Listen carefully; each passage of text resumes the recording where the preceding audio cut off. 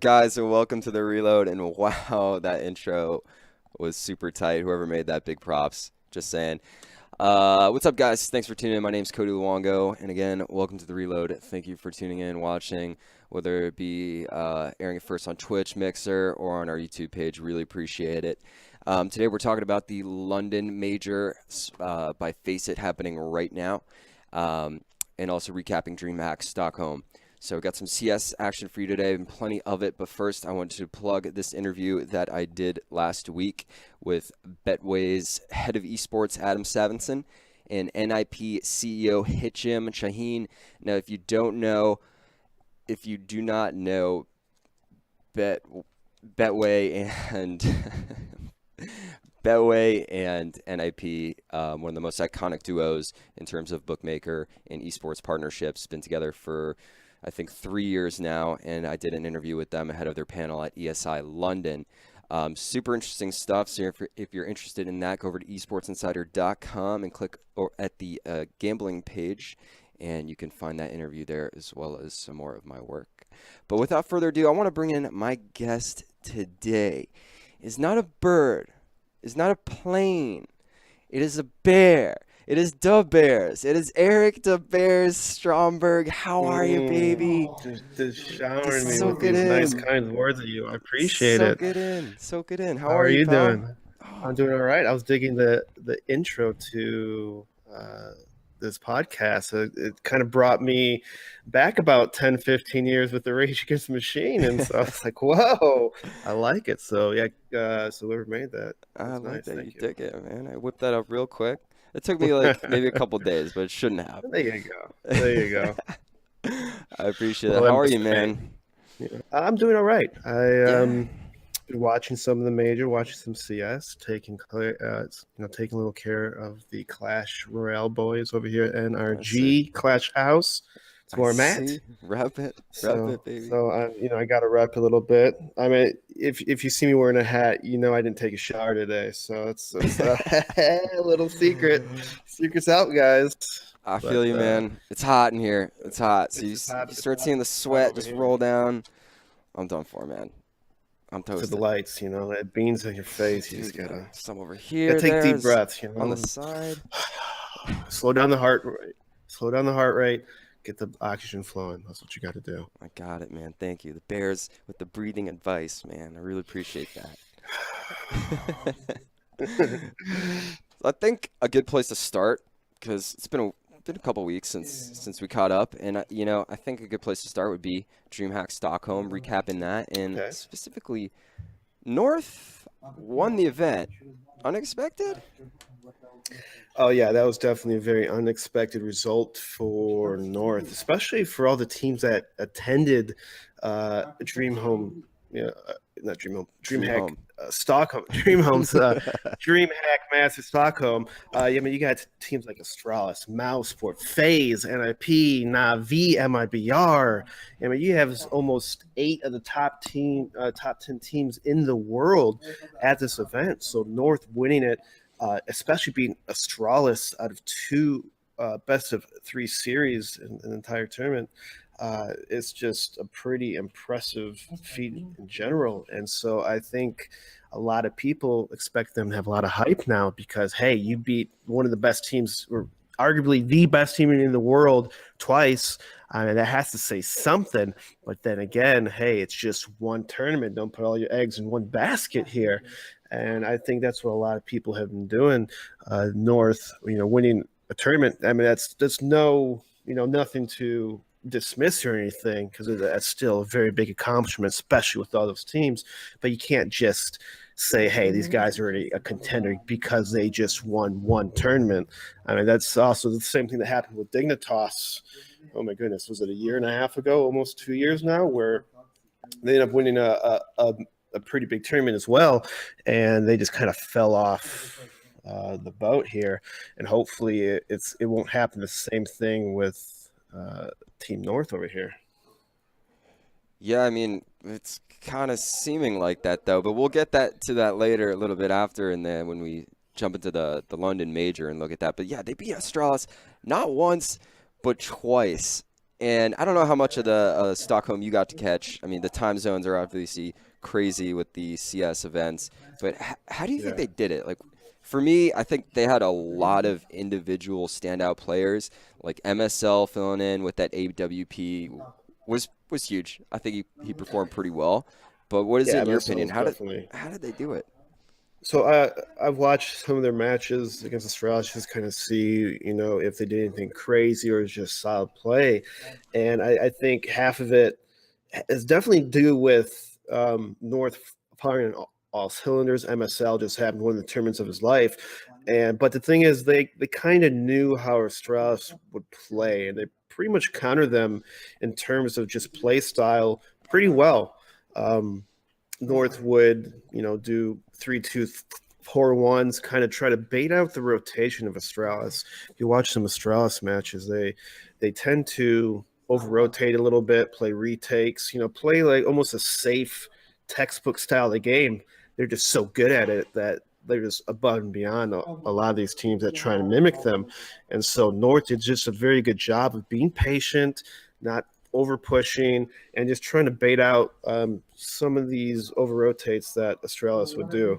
And so it was pretty awesome to actually see North perform that well, and just kind of it wasn't that complex, but it was simple enough to be like, okay, yes, teams can mimic this to a certain extent, but they were just like everything is just clicking for them. And I think that's how they were able to overcome some of these monsters like Mousesports and Na'Vi on the way to the a grand final against Astralis.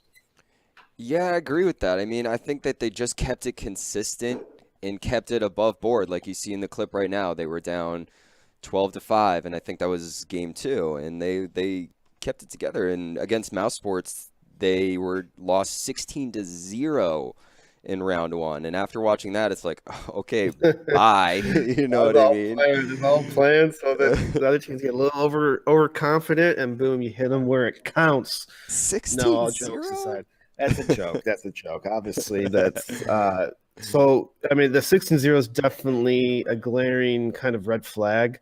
Like if you win a tournament, but then you end up losing match 16-0 in that same tournament, it's kind of like, wait a minute. Was that just a really bad match? Did the other team play really well? Or did you guys just have like just a mental breakdown or something? That's something that I guess all teams have to figure out and go through. And again, winning tournaments is great, but you can't just tell them that these guys are going to be the next big thing because they beat one of the best teams in the world. Right. Is it hard to bounce back from a 16-0, in your opinion, as a ex-professional? If it's a best of one, yeah. If it's the best of one, then yeah, that's pretty hard. That pretty much takes away your options there. But a best of 3 series, it's alarming, but it's kind of one of those losses. Like, there's in the back of your mind, you're thinking, there's no way we played our best if you lose that bad. I mean, obviously, at a professional level, these teams are pretty evenly skilled to a certain point, but just the fact that you just got to bounce. You just got to put that game behind you. And that goes with any game, just winning or losing. Next game, new you, new game, all right? It doesn't matter what happened in the past. It's clean slate. Just focus on this game one round at a time. And that's how you got to do it on a professional level. You can't let those past mistakes dwell or just bring you down like excess baggage. You just got to just release it, let go, and focus on the next one. Yeah. Otherwise, you're going to be in a lot of trouble. Like, they wouldn't have came back and beat Mousesports if they like, oh, we lost 16-0, guys. We suck. Let's just go home. Wouldn't even play the other map. Let's go. There you go. You got to be smart about it. You got to be confident and just hey, just shrug it off, just shake it off and go. Just brush your shoulders Yeah. off, baby. Jay-Z told us to do it, and that's it. No, Mm-hmm. but I think you're Lies right. behind his ear. I think you're right. And I think that in the same breath, they need to do the same thing with their victories, right? So, like, I played soccer growing up, and it was the same thing. It was take one match at a time through high school. But at the same time, our coach would tell us if we had a big win, you know, people storming the field, whatever it was, or, semifinals, he'd be, okay, you get to celebrate this one until we get back to the hotel. And then Yeah, your yeah, mind is on the next game. And I think that if North can kind of harness that and keep to that, then they'll be good. I mean, right now in the London, it's a little shaky, um, but I think that's definitely what helped pull them through it with Mouse. And here you go. You got this clip from them playing Astralis, MSL, just playing huge with the AWP, filling right into that spot exactly. And he was doing big things that entire tournament in that role. You see, like, one of these are going one to the head. This guy's poking out. Goodbye. This angle's a little insane. I don't know about that. yeah. A lot of sliver peeking and just. I think with AWP, if you have a pretty good positioning and your teammates playing around you, perfect example, Stralis and Device is that you're able to confidently peek in these sliver kind of one pick and then fall back, because that's what Astralis does so well, is they get that pick and then they fall back, and it's so nice that if you're able to do it, you can. It's so dangerous on the CT side and makes the matches a whole lot easier. And you saw in those clips that MSL did that pretty well. But again, it relies a lot on your teammates. Having the counter flashes ready, watching the angles that you're exposed to is a huge part of that. Yeah, I'd agree with that. I say MSL put it together. He had good movement. He was super calm, collected with the AWP, and that's how we made it happen. That's how we do these things, baby. Without Yeah, further yeah. ado, let's get into the major, right? The London, we got a Major. major. It is good. Look at Good that. We got the stuff. teams. Boom, Spirit, Renegades. This has already been a pretty awesome event, in my opinion. We had the Challengers stage, 8 teams. What is it? We got 16 teams. Top 8 advance. Bottom 8 are eliminated. Those top 8 go into, what is it, the Legends stage. And then you have, obviously, the format being the first through fourth rounds, best of 1. And then round 5 is a best of 3. So I know, Bears, we talked about the best of 1 format. Are you thinking that is favoring, like a best of 1 favors a better team or a worse team? It without a doubt favors the worst team. Just because in those best of ones, you could probably play a random play style. You could probably do moves or strats that wouldn't work a majority of the time, but if you can snipe the opponents on their play style, or maybe a certain player plays a certain way and it's easier to exploit it on one map than a best of 3 series where you have potential 3 maps. That's more research. That's just more variables to count, and when there's more variables, the better team will eventually just edge out or do better than the team that is a lot worse than them. And so that's why you see a lot of these random results at majors, because of the best of 1 format, Swiss style. And it's a lot of people are upset because they don't like seeing the worst team lose, or the worst team win, if people bet or put money on it, or their favorite team gets beat out by some kind of gimmicky kind of play. Then I can see a lot of people be upset. But in my opinion, I kind of like it a little bit. It reminds me a little bit of the old CPL days where it was pretty cutthroat. Best of 1s, double elim. That's all you had. And so if you didn't play well one map, you get knocked down to the losers. It's a little less forgiving than a best of 3 series where you can have a bad map and still win the series. You can't do that here in the major. And I think people are just a little uneasy having that kind of risk, especially if you put months and months and months of effort and time and all this work and, become one of the best teams in the world, and you lose to some rando team that's not supposed to beat you, on every normal day. And, especially in a term like a major, that's very That's big money. discouraging. It's very discouraging, and yeah, that's potentially losing money. And so, I guess it depends on how you look at it. But I think it's kind of good a little bit, just because it kind of mixes things up. It changes it up, puts a little more excitement in the tournament. You don't see the same teams always. Well, I mean, if they are good, they deserve to keep moving on. But you have to have maybe a little bit of a luck factor, a little bit of that randomness. Kind of keeps things just a little bit on your toes. Yeah, I'd agree with that. I'd say the best of one is more of like an edgy feel than the best of three. And these kind of events, you start to see those underdogs kind of pop up, or like the dark horses sort of, gallop into the finals, or however you want to look at it. So it makes it real interesting like that. And one point that I had kind of observed, I've been following Counter-Strike for a couple of years now, sort of in depth, and I want to bring this up to you. Do you think endurance is a big factor when you're comparing like a BO1 to a BO3 or BO5? Like, just how long can these teams stay focused and perform at the top level, for a best of three or best of five series? Because those are potentially long games. Is that a factor, do you Yeah, think? it's a huge factor. And I think when people sometimes forget is that there's mental endurance and physical endurance. Obviously, there's very little physical endurance. Obviously, sitting around in a chair or being on land for 10 hours can be physically exhausting to a certain point, Definitely. but it's not as bad as like running a marathon for 10 hours. But mentally, in order to compete at this high level, in order to be on top of your game, you have to be mentally focused for 10 hours, every single game if you want to do well. And being mentally focused is extremely draining on the mind, especially when you put every ounce of your just mental capacity in every single game. After a couple hours, it gets harder and harder to get back to that level. And I think that's where the mental endurance comes in. You have to be able to reach that level every single game. And so if you have a couple best of threes, a couple best of fives in one day, that's at least 6 hours of just mental focus, and that's Yeah. very draining on the body and mind. Yeah, that seems super taxing. So I'm happy that you can kind of see eye to eye with me on that point. I'm sure a lot of people can as well. And moving into that point, I want to talk a little bit about North, right? And them playing Okay.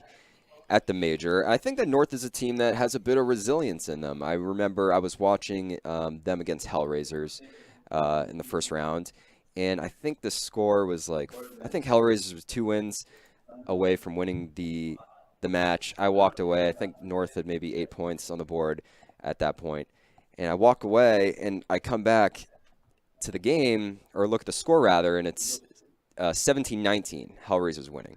So like, I think North might have even been in a bigger deficit right there. But I think North is a squad that has a lot of resilience. But like right now, we see them at the bottom of the table. They're 0-2. They lost to Hellraisers and then Spirit. What do you make of that? Hellraiser loss. That's not too crazy. Hellraisers have been up and up in the last ever since Woxic has joined the team. Hellraisers has become like a mid tier 2 team to, I'd say, close to being bottom of the tier 1 list if you want to put teams in tiers. So it makes it ever easier for everybody to understand. They're pretty much creeping on it being a top 15 team in the world. And so, I mean, losing to them is not a crazy notion, but then losing to Spirit. Now, I have not watched that match because I thought, oh, Spirit, it's going to be a loss. But I no, didn't either. I don't think anyone expected Spirit to beat North. And I mean, it is Nuke. So Nuke can be one of those crazy random maps because it's not played a lot. It can be sometimes super CT sided, depending Hmm. on, I guess, the how good your rotation is on your CTs. But Nuke is one of those upset maps. It's very easy to upset a team on Nuke just because the map has been played enough, like a Cache or Mirage, where everyone knows majority of the common angles of the nades, of the Right. utility, of rotations. Like those maps are pretty mapped out for the most part. But Nuke, there still is just a lot of stuff can happen, and I'm surprised North would let a map like Nuke against Spirit, who team probably no one I bet you no one did any research on Spirit coming in the match. Like, why would you? They're Spirit. Who are they? They're in the major. They qualified, Right. but who are they? No one. Mm. Like, you know, you see them here and there over the year, but not much at all. And so I would have tried to pick a more comfortable map, where like a more common map where North you just won a tournament. You know, play your strengths. Don't like just completely do whatever it takes. You know, just because the team's Spirit, it doesn't mean you could just ignore it. You know, No. because it showed Spirit won 16-13, and I'm gonna have to watch that map because it just blows my mind that North can kind of just almost flip a switch and just started playing like normal North. That's how they played before, and now they just had one good term and they're back to normal. I don't know. They have another chance, I guess. Claw their way back into this. You just can't keep track of these guys. I mean, they beat Navi, Mouse, Astralis twice, and then yeah, they lose to Spirit. So I don't know. It's tough to say. And not I wasn't taken away from Hellraisers because I'm with you on that. And Woxic was doing some insane things with the op. You know, I had taken a clip. I don't think I plugged in the show, but he just hit like the tightest angle of all time. Like you couldn't even see it. It might have been I think it was at Stockholm, so I was like, oh, this is too old for now. But yeah, I mean they were Mm-hmm. close. They were close games, so it's tough to say. But Yeah, you know, Waxick, he's just been really strong with the AWP, and when Hellraisers, you know, maybe even if they lose sometimes pretty badly, you can still kind of see Waxick carrying in the frag department, which is a good sign. I mean, hopefully your main opper would always be killing, even if you're losing. Otherwise, you have more pops of that. But I'm also impressed by Issa from Hellraiser. It seems like he's been having a couple good games, and it's you know, I like to see different names and different people pop up in different tournaments, and so I like to see more of him. Like if he able to replicate more of those matches where it's not just Woxic kind of like carrying everyone. You know, he's more of a coming up, helping him out, relieving some pressure off of him and his other teammates. yeah, I think that's what I was witnessing at Stockholm. You know, he's getting those shots, creating space for the team to move in, or like at the same time providing them that cover for them to kind of swivel back, and again opening those lanes up. And so like power to Woxic. I'm excited to see them continue at the major. I don't know if we have the draw. Oh, we actually do have the draw. I'm going to work on getting this up All right. for us to look. It's on Liquipedia, and I will get it up on the screen. Um, but real quick, I wanted to touch on what was my exciting match from the day, which was Rogue versus Astralis. This match was insane. It ended 13-16.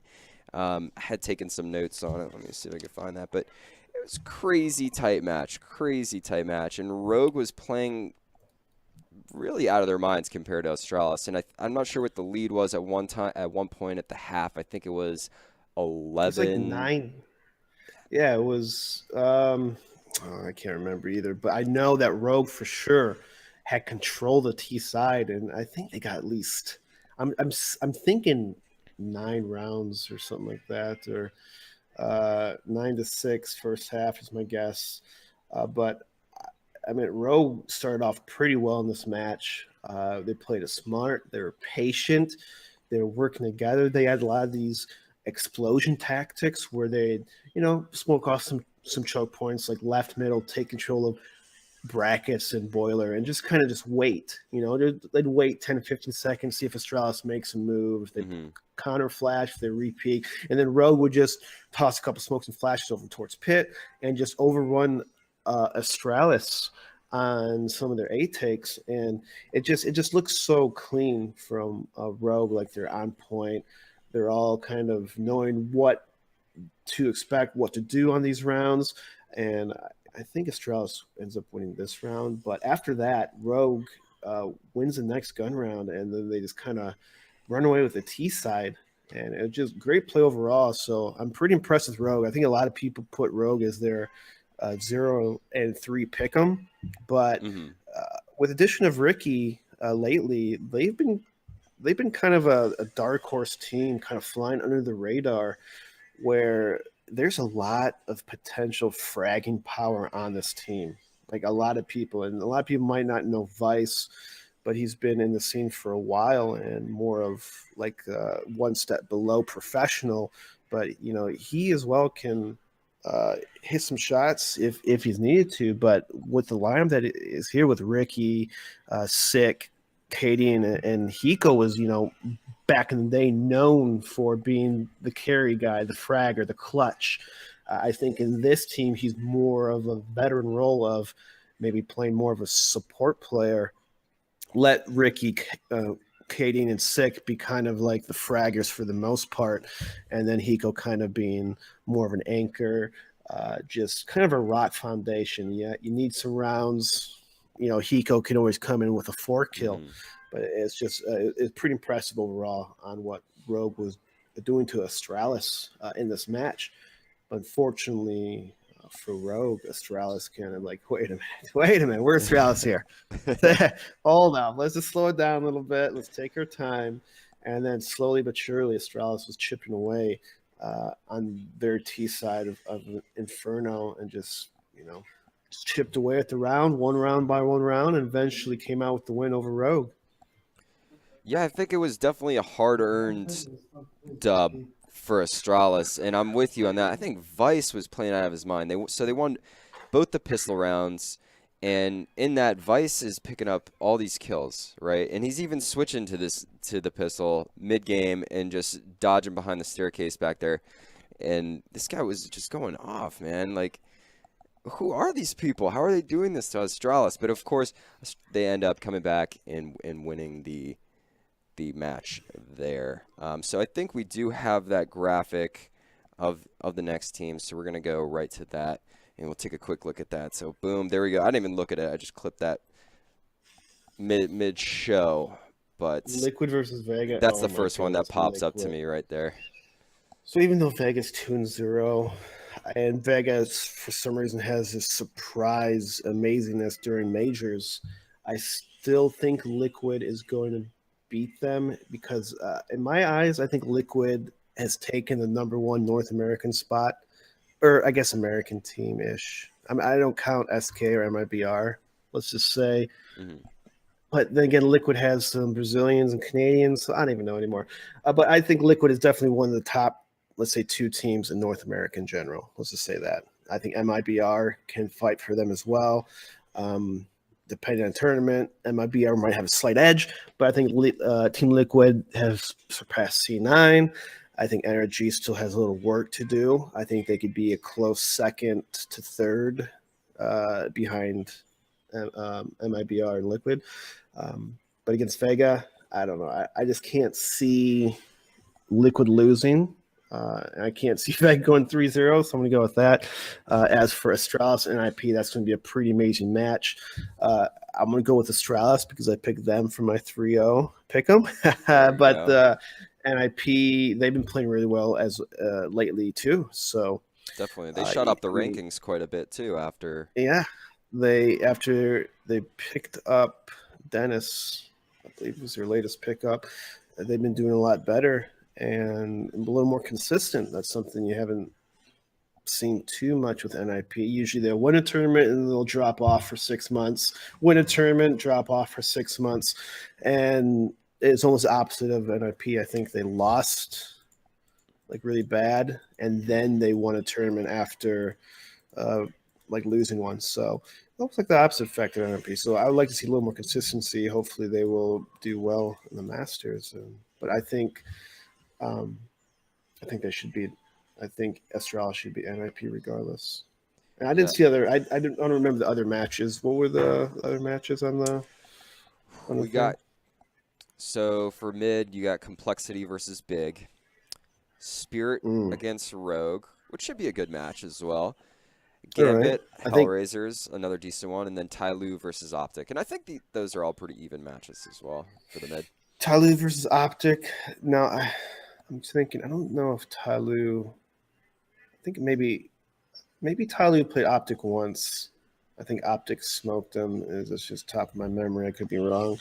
I think Optic, you know what? I don't know. Tyloo, when when Tyler's not nervous or under pressure, they are a whole different team, and their aim is actually really insane. They have really good aim on that team. It's just their in-game decisions and experience are very lacking when there's a lot of pressure.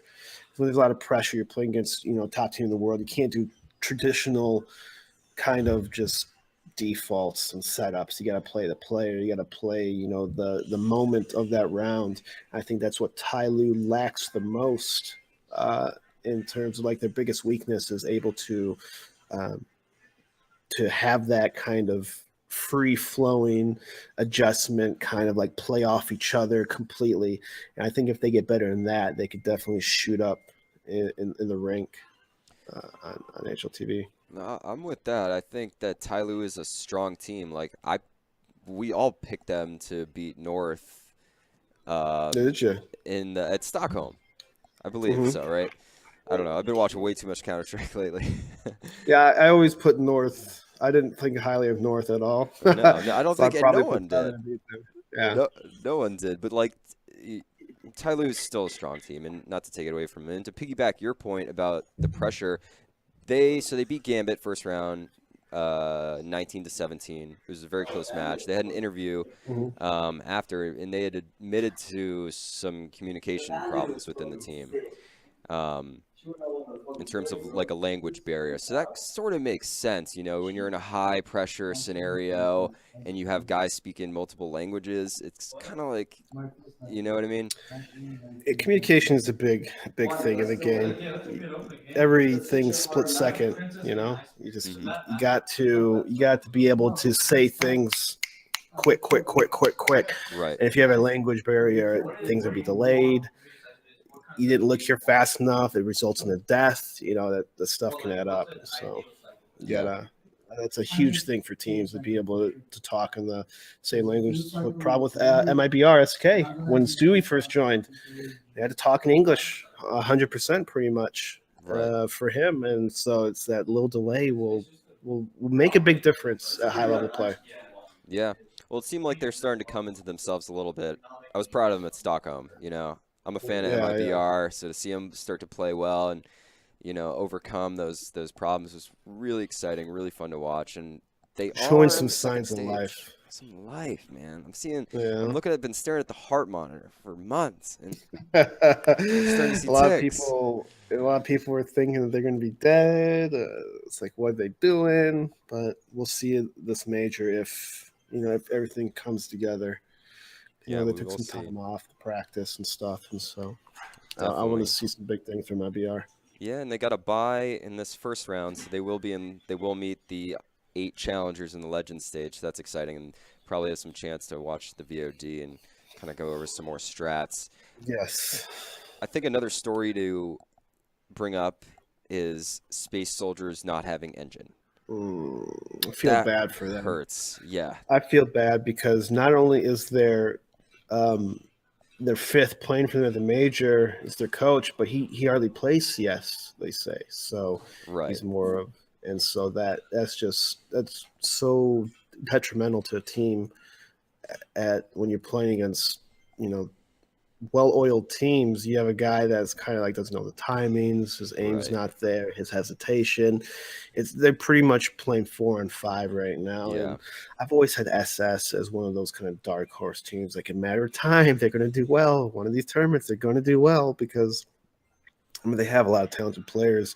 Centaurus, being one of the main names to talk about, but it seems like they're unlucky or they just do really bad sometimes. It's just nothing goes their way. It's like, how long until you give these guys keep handing these guys chances, because it's just unfortunate for the most part that one of your teammates can't make it. You practice with this guy for weeks, months, for this moment, and he can't make it because of visa Visa. issues. It's just I don't think anyone wanted that.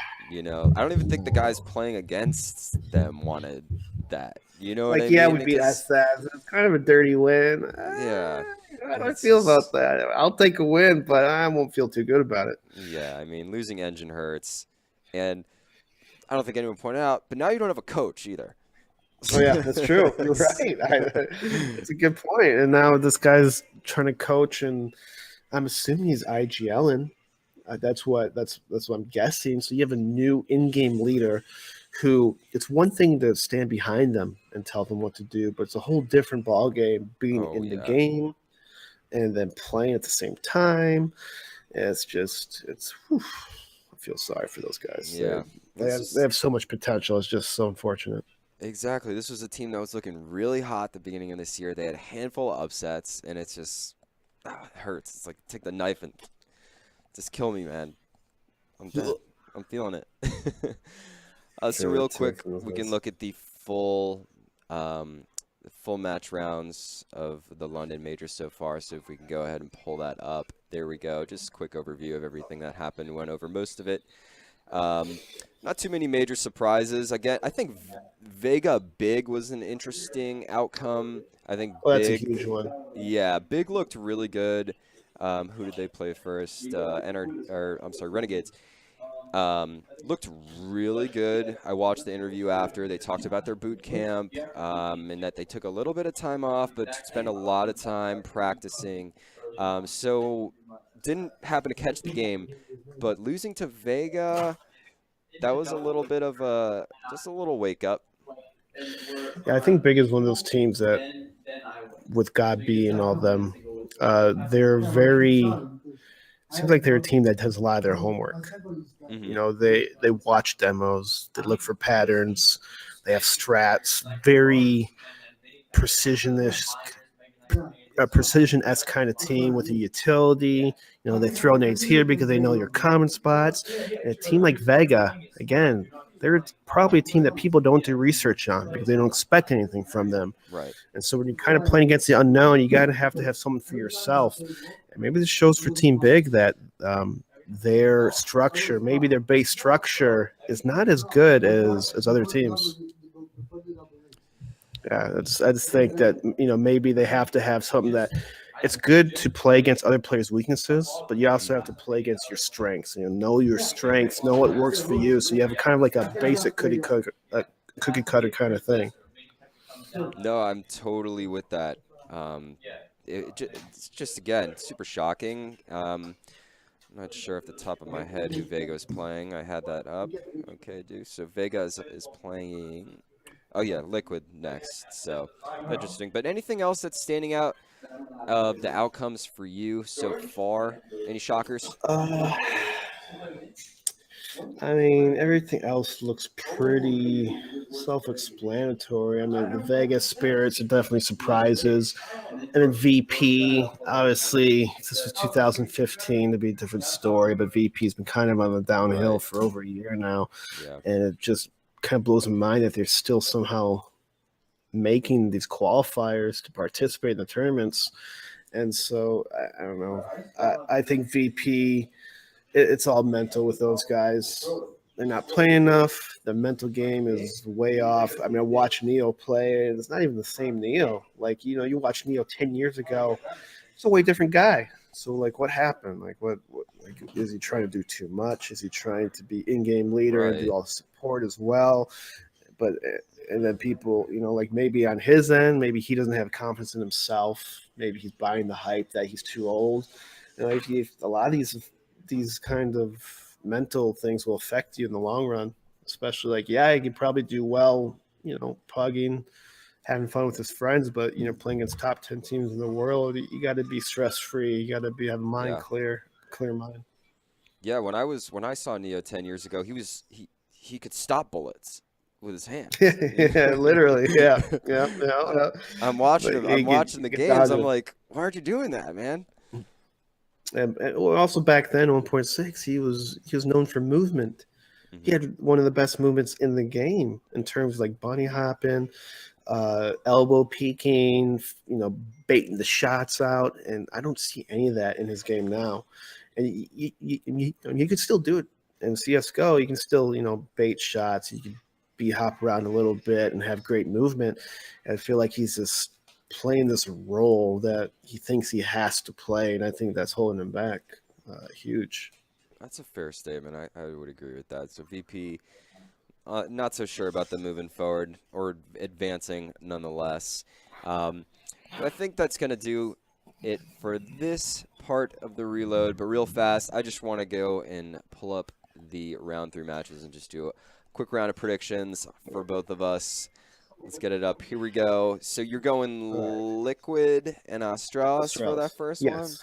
I'm doing that. Liquid Astralis, right? I'd say 2-1, 2-0. 2-1 for Liquid, 2-0 for Astralis. That's the best of one. Big. These are best Is it best of of ones. Not best of Yeah. 3s? Oh, I forgot. My bad. You're right. Does this change things? No, it doesn't change anything. I think Liquid. I still think Liquid and Astralis beats P each. For round 3 matches, I have to say Big over Complexity. I don't think Complexity's there yet in terms of beating a team like Big. I think Big is just going to be too coordinated for them. Rogue versus Spirit. I'm going to go with Rogue. They just had, even though they lost to Astralis, it's still a big confidence boost in their game. And I think that will propel them to play a little better than they normally will. HR versus Canada, I'm going with HR. Hellraisers, I think, is one of my picks to make it out of here. And I think they're a very solid team in general. Tyler versus Optic. I'm saying Optic here. You thinking Optic? I'm thinking. You know what? I'm gonna go with Ty Lue. I'm gonna go with Random. Optic seems to be shaky. They do well, but they have issues closing the game. And I don't think this match is as pressure as Ty Lue, makes Ty Lue play bad. So I think Tyler would play pretty well. Okay. And then for RNG, I mean, if they lose SS with that guy, I don't know. I don't want to say what I think. It's not good. You can't. I don't want to see it either. And then North versus VP. You have to go with North. You have to go with them. You can't go with VP. I can't even believe I'm looking at them in this position against VP. Oh, 0-2. It feels bad, man. But I can't see North dropping the ball for the 3rd time in a row. If they do, that will just destroy. That will eclipse them winning the tournament. That's how bad it is. The sun will not rise tomorrow. It's like their tournament win would be forgotten. They would be known as losing 0-3 and then losing to VP. That's the sad reality of that. Yeah, that's gotta hurt. And for sure, that's gotta be on their minds too. Like probably sitting in the back. Don't lose VP. Don't lose VP. Yeah. Don't lose the VP. And that might make them play even worse because of that. No, it's like you said, it's a whole mental thing. Like I could see them just kind of going downhill after that because you're accumulating all these losses and you had all these expectations. Like bookies are favoring them to win. Or not, entirely, but, it's just bad for them right now. So I think they could pull it against VP, and then I'm pretty much on board with everything else. Except I think Optic is gonna pull through against Tyler. That's the beauty of it. You never know. That's what I'm saying. Well, dude, that's what it is. That's CS for you, man. You have a status quo, and it gets exploded to 1 million pieces. There you go. And that's what it is. Bears. Thank you for coming on, buddy. I really appreciate it. Anytime. Always a pleasure, my man. Always a pleasure. It's fun, and talk more about how the major goes. Maybe do something else. You never know. Legends. What did you hear that? Legend stage. What was that? All right, thank you, buddy. We'll be in touch. Appreciate it. Thank you for having me on the show. All right, pal. All right, guys, and that'll do it for this episode of The Reload. Thank you so much for tuning in and watching it. We really appreciate this always. London Major, huge event happening right now. We got round 3 coming up, and it's pretty exciting already. So obviously wrapping up the Challengers stage in I think 2 days, and then hopping into the Legends. Top 8 teams from this event will advance, and it's a major, so it's going on for a while. Super exciting. Huge shout out to UGC for producing this show. And obviously follow them at Twitter at UGC Events, and you could follow us on Twitter at The Reload FM. We're pumping out awesome content all the time, and stay up to date with us. We really appreciate it. My name is Cody Luongo, and I will see you next week.